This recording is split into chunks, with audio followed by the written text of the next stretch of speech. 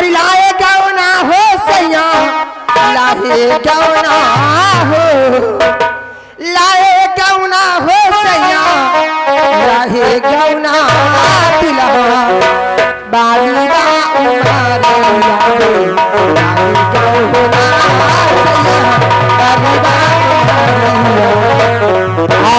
Hello यहाँ के हमारे भैया लल्लन यादव इसी गाने वाले हैं। हमारे भैया घर मालिक को 50 रुपया का व्यवहार पार्टियों से धन्यवाद।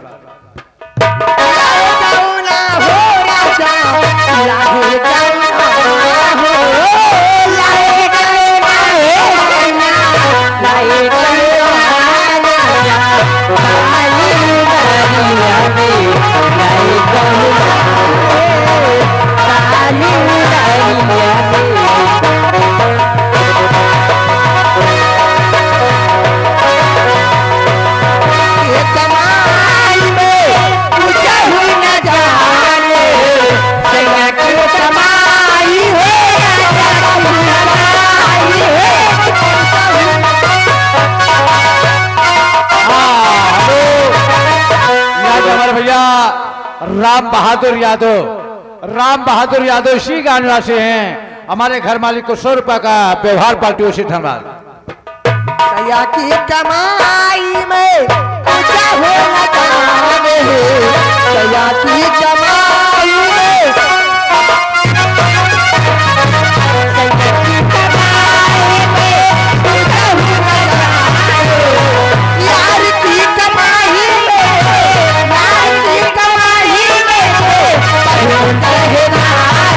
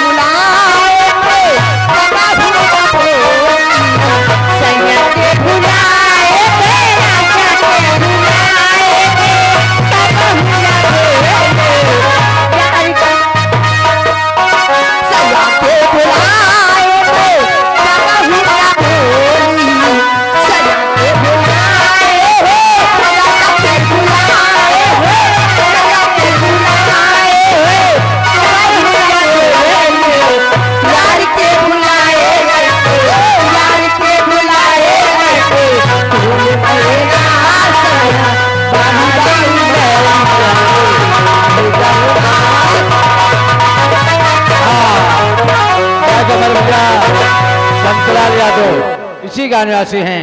10 रुपया के नाम पार्टियों से धन्यवाद। सैया की सजरिया में कबहू न सोई सैया की सजरिया है सैया की सजरिया है सैया की सजरिया है कबहू न सोई सैया के सजरिया में कबहू न सोई माई की सजरिया से की सजरिया